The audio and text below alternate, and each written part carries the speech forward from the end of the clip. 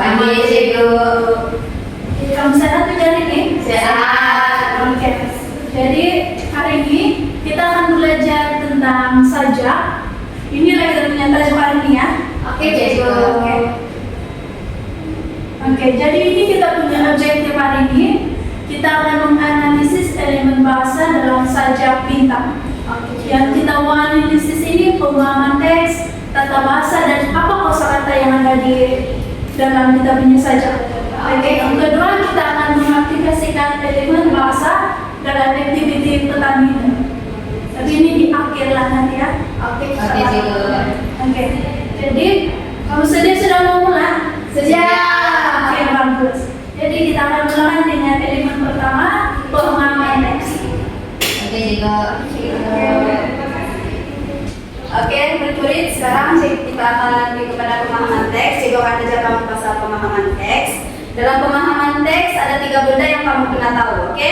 Yang pertama sekali maksud, lepas itu tema, lepas itu gaya bahasa.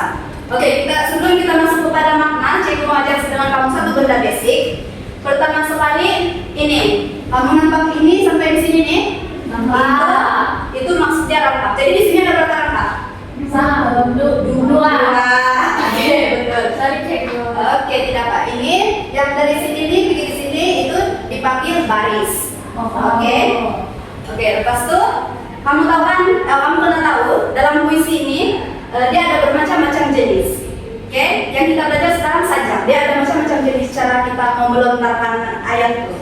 Oke, lepas itu setiap puisi ini dia ada maksud tersirat dan maksud tersurat ya. Tapi tidak semua di puisi ini, tidak semua puisi dia memiliki maksud. Ada setengah baris itu adalah setakat ayat, ayat pembayang atau sekadar pemanis bahasa. Oke, kamu sudah baca kan? Cikgu sudah suruh kamu baca ini kan minggu lalu? Sudah, cikgu. Oke, bagus. Jadi kita terus go through lah kan? Iya. Oke, jadi untuk rangkap pertama baris 1 sampai 4 itu cuma pemanis dia, pembayangannya saja. Jadi dia tidak makna tersurat di situ. Jadi kita start daripada baris kelima. Yang aku ingini dengan sampai baris penuh dengan cahaya. Jadi aku ingin terbang ke sana membawa pulang bintang-bintang. Kamu rasa aku ini siapa?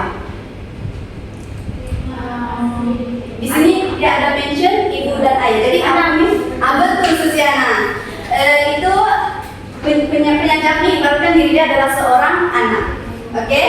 Jadi dia ingin membawa pulang bintang-bintang supaya mengembirakan orang tua dia. Apa itu bintang-bintang? Saya. Kurang tepat. Oke, coba bagi kamu lah. Bintang-bintang itu dia bermaksud adalah sebuah kegembiraan. Kegembiraan. Dia ingin membawa kegembiraan kepada orang tua dia. Oke? Siapa yang tidak gembira kan kalau dapat bintang? Betul. Oke. Terus melihat rumah ini penuh dengan cahaya. Apa maksud dia melihat rumah ini penuh dengan cahaya? Kebahagiaan. Betul, dia ingin membawa kebahagiaan supaya rumah itu bertambah-tambah terang, bertambah-tambah bahagia. Oke, sekarang kita masuk kepada rangkap kedua. Oke, di sini. Tetapi kata ibu itu tidak perlu. Terus ayah sudah ada bintang, begitu juga ibu. Rumah sudah bercahaya, begitu juga jiwa mereka. Bintang itu adalah aku, bintang hati ayah dan ibu. Jadi apa maksud dia? Ibu kata tidak perlu. Maksud dia di situ, bila nih si anak nih bersuara membawa kebahagiaan, orang tua dia tidak perlu, dia bilang tidak perlu sebab dia sendiri itu, anak itu sendiri adalah bintang bagi orang yang membawa kebahagiaan bagi rumah tangga terang. Oke, paham? Paham. Oke, memandangkan kamu sudah paham, kita pergi kepada tema. Oke, ini ya. Oke, kamu pernah tahu ya, tema ini dia merujuk kepada idea utama. Jadi bila kamu cakap pasal ini saja, terus kamu cakap pasal tema dia, orang akan paham. Tapi sebelum kamu buat tema itu, kamu pernah paham makna bagi setiap sajak itu. Oke? Jadi, oke, satu orang coba bagi kamu sudah paham kan tadi apa itu makna-makna dalam untuk sajak itu? Ya, coba satu orang bagi tahu. Apa tema kita yang boleh kita buat? Ya, bukan ada satu tema saja. Kalau kamu rasa yang sesuai. Antara anak kepada ibu bapak. Oke, tapi kurang tepat. Apa antara anak dengan ibu bapak apa? Kegembiraan. Oke, betul. Coba bagi aja lengkap. Kegembiraan kepada anak, antara anak kepada ibu bapak. Iya, betul. Kita tinggal. Betul. Kasih sayang. Kegembiraan boleh, kasih sayang boleh. Sebab dia tidak cuma kepada satu saja. Dia tidak terhad kepada satu kata. Dia boleh apa-apa saja. Oke? Dia tidak terikat. Sekarang paham sudah kan tema kita? Paham. Oke, dalam pemahaman teks ada satu lagi apa tadi? Gaya bahasa. Oke? Oke, ini gaya bahasa kita. Kita ada berapa? 7. Oke, bagus, 7. Oke. Sekarang kita ada ini. Anafora, epifora, cek bagi kamu maksud ya. Oke, cek tidak akan bagi contoh daripada kita punya sajak yang betul. Saat itu cek mau kamu buat dalam bahagian activity nanti. Oke. Jadi sekarang cek bagi kamu pasal. Oke. Sekarang nih cek cakap pasal anafora. Oke, anafora, epifora dengan responsi. Ini senang saja ya. Cek bagi satu contoh. Anafora ya.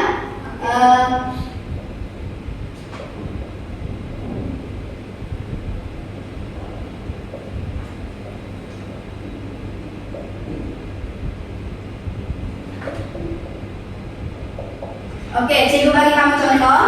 Anafora. Anafora maksudnya kata yang diulang di pangkal ayat, di awal-awal ayat. Contoh macam begini. Ini ibu. Dia berulang di baris yang paling depan. Di setiap baris itu yang paling depan tuh. Itu adalah anafora. Epifora pula bila dia berada di bahagian belakang. Begitu. Oke, epifora dia berada di bahagian belakang. Responsi pula dia akan berada di bahagian tengah. Jadi, kalau exam kamu ingat ini. E, I, R, A. Paham? Oke, sekarang kita pergi kepada ini, sinkop. Sinkop adalah perkataan yang disingkatkan. Contoh dia, aku, singkatan ku, singkatan daripada aku. Oke, tak, singkatan daripada Tidak. betul. Dia apa singkatan? Betul. Oke, kamu pandai, Budi sudah jawab exam. Sekarang simpulan bahasa. Simpulan bahasa adalah perkara basic ya. Dia adalah dua perkataan yang dicantumkan membawa makna yang lain. Contoh, cikgu bagi. Kaki. Kaki maksudnya kaki lah untuk berjalan. Kan? Bangku untuk duduk. Oke, jadi kalau masih campur kaki bangku maksudnya Malas. Ya, betul. Tidak pandai main bola yang tepatnya. iya. Oke. Sekarang metafora. Metafora adalah kiasan. Kiasan, tapi dia memang macam lebih kurang sama dengan ada beberapa unsur-unsur dalam gaya bahasa dia sama dengan metafora. Tapi kamu pernah tahu ya, metafora dia selain memiliki maksud tersirat, dia ada beberapa komponen yang penting, macam dia perlu abstrak dengan konkret. Oke, konkret adalah nyata, abstrak adalah tidak nyata. Contoh, bintang hati. Bintang hati mana yang abstrak, mana yang nyata?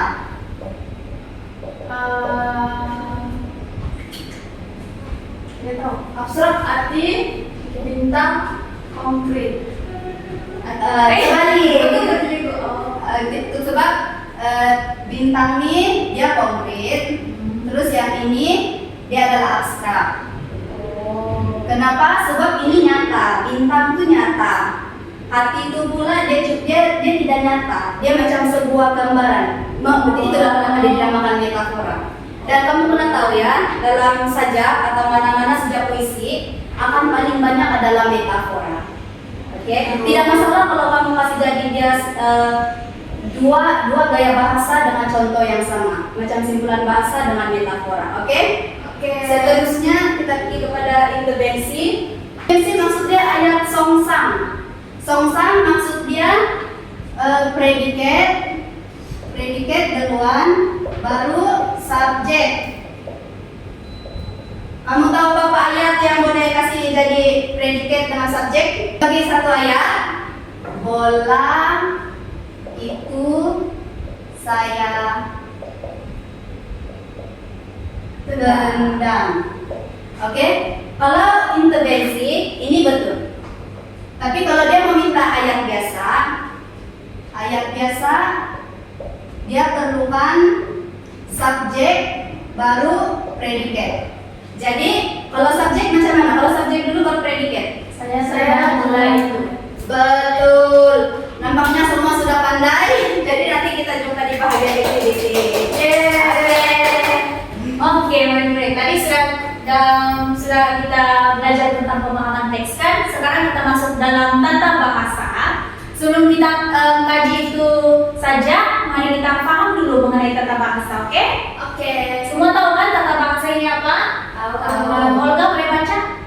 Tata bahasa ialah bidang yang menunjukkan perhatian terhadap pembentukan kata dan proses pembinaan ayat sesuatu bahasa. Betul. Oke, tambahkan di sini ada 6 jenis tata bahasa, yaitu kata tugas, kata majmuk, kata bilangan, kata nama, kata kerja, dan juga kata adjektif. Ada banyak lagi kalau kita kaji mendalam, tapi sekarang kita mau fokus kepada 3 saja, yaitu kata nama, kata adjektif, dan juga kata kerja. Oke, kalau kata nama dia merupakan perkataan yang digunakan untuk menamakan orang, hewan, benda, tempat, ataupun konsep. Di sini ada 3 jenis kata nama, yaitu kata namaan, kata nama khas, dan juga kata ganti nama. Kalau kata namaan, kita semua tahu dia umum dan tidak khusus kan. Contohnya guru, kucing, kereta gitu. Kalau dia khas, dia benda yang khusus dan biasanya bermula dengan huruf besar lah, selalunya begitu. Contohnya Ali, Kuala Lumpur, Sungai Rajang, begitu. Kalau kata ganti nama ini macam kita lah, saya, dia, awak, mereka, itu, gitu. Kalau kata adjektif pula, dia menerangkan sifat, keadaan atau ciri sesuatu kata nama atau kata ganti nama. Contohnya, adjektif sifatan, warna, ukuran, bentuk, waktu, perasaan, dan juga cara. Paham juga kan di sini? Paham. Sekarang kita masuk yang terakhir. Kata kerja. Kata kerja ini yang merujuk kepada perkataan yang menunjukkan perbuatan, tindakan ataupun keadaan. Di sini saya gunakan 4 jenis kata kerja. Kata kerja transitif, tak transitif, kata kerja aktif, dan juga pasif. Kalau kata kerja transitif apa ini? Maksudnya apa? Maksudnya memerlukan objek untuk melengkapkan maksud. Betul. Contohnya, Ali membaca buku. oke. Kalau kata kerja transitif, Dia tidak perlukan objek, tapi dia mengikuti dengan lengkap. oke. Di sini contohnya dia tidur sepanjang malam. Kalau kata kerja aktif, dia menunjukkan subjek melakukan tindakan. Contohnya belajar itu menulis karangan. Kalau kata kerja pasif pula, dia merupakan tindakan yang digunakan kepada subjek. Contoh, buku itu dibaca oleh Sarah. Kalau kamu baca semua contoh ini, kamu dapat paham juga Kak? Paham juga kan? Oke, kalau paham, jadi mau kamu kaji sedikit yang ada dalam sajaknya. Oke, sebelum itu cikgu mau bagi dulu lah. Saya mau Bibi kata kerja, 1 contoh kata kerja, kamu 1 kata adjektif, 1 contoh kata nama dalam sajak dulu, oke? Saya mulai Bibi. Saya rasa cikgu terbang untuk kata kerja. Dalam rangkap berapa dan baris berapa? Rangkap 1, 2, 3, 4, 5. Rangkap 5 cikgu. Rangkap 5? Ayo rangkap 5. 1, 2, 3, 4, 5. Terbang. Ya betul. Di sini dia ada 1 kata kerja. Bagus Bibi. Nampaknya kamu paham. Seterusnya Olga. Apa kata adjektif yang kamu dapat? Cantiknya di rangkap pertama baris ketiga. Oke, betul lah, cantik. Kalau Ivy pula kata nama? Kata nama rangkap 2 baris pertama, ibu. Ibu. Itu kata nama apa? Kata nama khas. Betul. Nampaknya kamu paham sudah. Nanti saya mau kamu kaji lebih mendalam tentang semua yang ada di sini, tapi di akhir kita. Oke, cikgu. Oke, baiklah murid, kita sudah belajar tentang pemahaman teks dengan juga tata bahasa. Oke, nanti cikgu akan ajar lagi pasal kosakata. Oke, apa ya? Bila cikgu sebut pasal kosakata, apa yang kamu bermain di pikiran kamu? Perkataan. Nah, betul. Jadi hari ini cikgu mau lebih masuk mendalam tentang kosakata. Oke, kosakata ini secara amnya maksud dia ialah himpunan kata-kata yang digunakan oleh pengarang untuk menyampaikan idea, emosi, atau makna dalam karya sastra. Jadi dalam sajak yang kita belajar hari ini kita akan bincangkan tentang kosakata yang ada dalam sajak tersebut. Oke, jadi mesti kamu tertanya-tanya, apa yang tertanya-tanya? Apa kegunaan kosakata ini dalam suatu sajak? Penyampaian makna. Dapat. Nanti cikgu akan terangkan. Jadi penggunaan kosakata ini ialah pertama dia untuk menyampaikan makna. Jadi dalam suatu sajak itu kita perlu tahu kan apa makna. Jadi dalam kita mengetahui apa makna itu, kita mesti analisis kosakata yang ada dalam sajak tersebut. Lalu penggunaan yang kedua ialah untuk mencipta suasana. Oke, dalam suatu sajak mesti kita bila kita bacakan kita tahu yang mesti sajak ini dia lebih kepada contohnya gembira, meriah ataupun suram. Bukan begitu tidak? Betul, cikgu. Jadi cikgu mau satu orang baca rapat kedua dan dengan pasti kosakata mana-mana yang kamu yang menggambarkan tentang rapat tersebut. Saya mau Olga. Baca rangka kedua. Ya, oke. Baca saja. Baca sedang juga Baca saja. Tetapi kata ibu itu tidak perlu. Ayah sudah ada bintang, begitu juga ibu. Rumah sudah percaya, begitu juga jiwa mereka. Bintang itu adalah aku, bintang hati ayah dan ibu. Bagus Olga. Jadi daripada apa yang si Olga cakap, coba Susi bagi tahu satu kosakata yang kamu dapat di dalam Bercahaya. betul. Coba kamu bagi tahu apa maksud cahaya berdasarkan berapa ini? Cahaya itu dia merupakan pancaran dari objek yang bersinar. Atau agak benar juga, tapi kalau berdasarkan sajak ini cahaya itu merujuk kepada rumah. Jadi kosakata ini dia membawa makna kepada perangkap tersebut. Jadi seterusnya, jadi kita akan ada cara kita menganalisis kosakata dalam suatu sajak. Yang pertama ialah macam tadi apa yang cikgu lakukan kepada Suti. Yang pertama kamu sudah pasti ayat yang kata ataupun yang digunakan dalam suatu sajak itu. Contohnya sama ada dia menggunakan kata koma, santai ataupun kritis. Yang kedua ialah kamu tentukan dia punya kesan emosi perkataan itu terhadap sajak tersebut. Dan akhir sekali kamu kaitkan dan sekali dengan dia punya yang sajak itu. Apa dia punya, macam mana jalan cerita dia, apa tema. Jadi dari situ kita dapat kaitkan semula dengan pemahaman teks. Jadi kita tahu yang sajak ini dia menceritakan pasal apa. Jadi nanti dalam activity cikgu akan minta kamu analisis kosakata yang ada dalam sajak. Oke, itu saja. Oke, cikgu.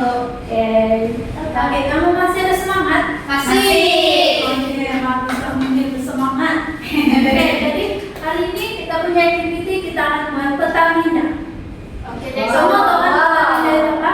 Macam mana tuh, cikgu? Bina contoh dia. Oh. Kata belakang, kata B, inilah sama. Oh. Oke, jadi sebelum activity kita mulai, cikgu mau kasih terang dulu macam mana activity berlangsung. Oke. Di sini cikgu ada begini. Oke, jadi nanti kamu akan ambil. Oke, jadi di dalam kertas ini ada elemen bahasa yang perlu kamu kasih jadi Pertamina lah. Oke? Oke, cikgu. Oke, jadi cikgu yang bagi kamu kertas, tidak perlu lah guna kertas kamu. Oke, cikgu. Thank you. Jadi satu-satu ambil ya. Oke, cikgu. Oke.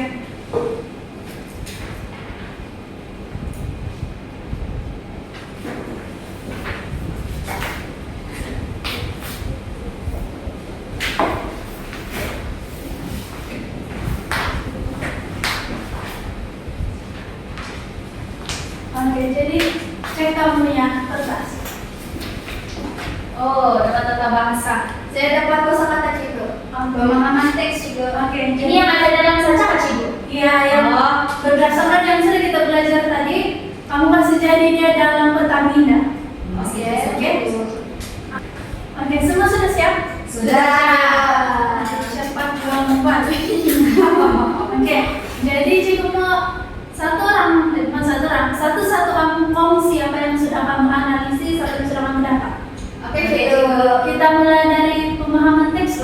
Ya, betul. Boleh mulai nggak, Cik? Boleh mulai. Oke, tadi yang saya paham masalah pemahaman bahasa, pemahaman teks, ada gaya bahasa. Jadi 7 tuh saya sudah buat dia punya contoh. Untuk sinkop, saya dapat kulihat cantiknya bintang. Kutu, tadi cikgu ada cakapan, kutu adalah singkatan dari aku. Terus metafora dengan simpulan bahasa saya kasih jadi satu tempat yang sama.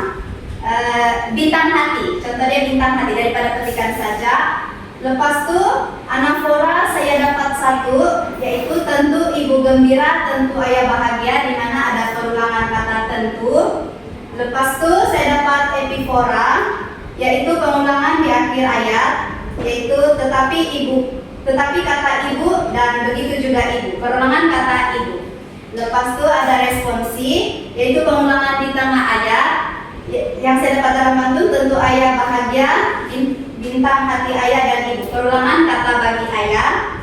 Dan selepas itu intervensi yang saya dapat daripada kita punya saja, dia cakap situ tentu ibu gembira. Ayat yang seharusnya adalah ibu tentu gembira. Oke, itu saja cikgu. Semua paham? Paham. Bagus. Oke, seterusnya tata bahasa. Tadi yang saya dapat ada 3 cikgu saya dapat. Kata kerja, kata adjektif, sama kata nama. Ya, seperti ini. Jadi kata kerja saya ada dapat 2, kata kerja transitif dan juga kata kerja tak transitif. Kalau kata kerja transitif saya dapat 4, yaitu melihat, menghias, kulihat, dan membawa. Kalau kata kerja tak transitif saya dapat duduk dan juga terbang. Oke, kalau kata adjektif saya dapat yang di dalam sajak tadi saya dapat 3, cantik, terbang, sama bahagia. Kalau kata nama pula saya dapat 3 jenis kata nama am, kata nama khas, sama kata ganti nama. Kalau kata nama am saya dapat di situ saja malam, halaman, sama rumah. Kalau kata nama khas pula ibu sama ayah. Kalau kata ganti nama aku sama mereka. Itu jadi yang saya dapat. Oke, seterusnya yang terakhir. Semangat ya. Oke juga. Oke, tempat saya adalah analisis kosakata Cego. Jadi dalam sajak itu terdapat beberapa kosakata yang saya dapat. Yang pertama ialah cantiknya. Jadi cantiknya ini Cego maksudnya adalah menggambarkan keindahan sesuatu kalau berdasarkan sajak itu Cego. Yang kedua ialah kosakata menghias langit. Maksudnya ialah untuk menampakkan hiasan atau memperindah sesuatu Cego. Kosakata yang ketiga saya jumpa adalah terbang, yaitu sesuatu yang ini saya tidak pasti apa Cego dia punya maksud, tapi saya rasa dia sesuatu yang bergerak di udara Cego. Satu yang akhir sekali adalah cahaya. Cahaya ini maksudnya adalah pancaran dari objek yang bersinar. Oke Cego, itu sudah. Oke, jadi kita sudah analisis sajak bintang. Jadi untuk kita punya kesimpulan sebelum kita balik, Cikgu mau oke, nanti ini Cikgu share di grup kita. Oke. Lepas itu nanti Cikgu mau kamu buat peta mindaful tentang pemahaman tata bahasa dengan kosakata. Oke, Cikgu. Oke, boleh jangan Mbak? Bilang Cikgu. Nanti kita punya next class lah. Oke. Cikgu harap kamu dapat ingat supaya untuk pemeriksaan nanti kamu tidak lupa lah. Oke, Cikgu.